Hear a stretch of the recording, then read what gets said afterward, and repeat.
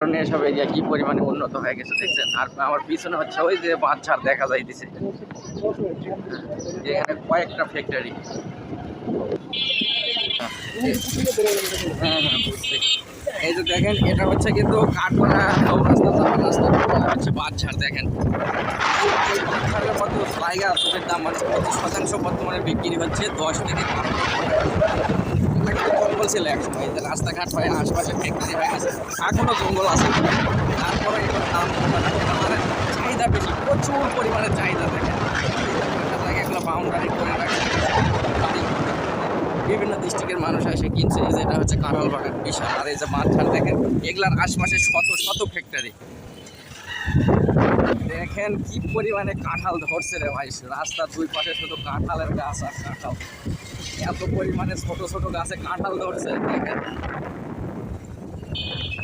রাস্তায় কিন্তু আমরা এর আগে কখনো কোনোদিন আসিনি, আজকে কিন্তু ফার্স্ট টাইম আসলাম এই দিক দিয়ে, মানে লোকেশন নিয়ে যাচ্ছি, রাস্তা মাঝে মাঝে ভুলে যাইতেছি।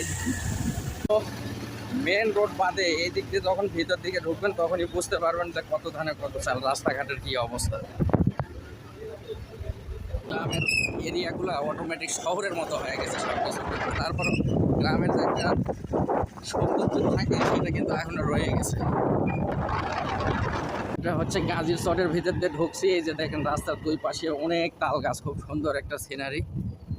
এখানে আসলে মনে হবে না যে আপনি আশুলিয়ার ভিতরে আছেন, কোনো গ্রামের ভিতরে আছেন, এরকম একটা ফিল আসবে আপনার ভিতরে।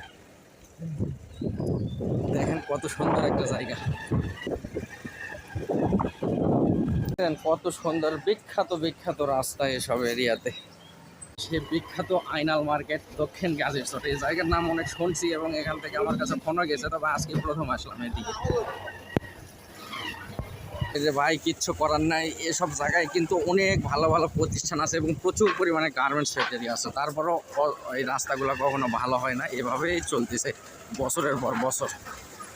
এই হচ্ছে শেরালি মার্কেট, ঠিক আছে। এই যে যাচ্ছি আমরা এদিকে সামনের দিকে, রাস্তার অভাব নাই, শত শত রাস্তা বাংলাদেশে সেই লেভেলের জোস। একদিন বৃষ্টি হইলে এইদিকে 15 দিন মনে করেন যে পানি জমে মাথায়, পুরা মহাসমুদ্র, এই যে এক হাঁটু পানি।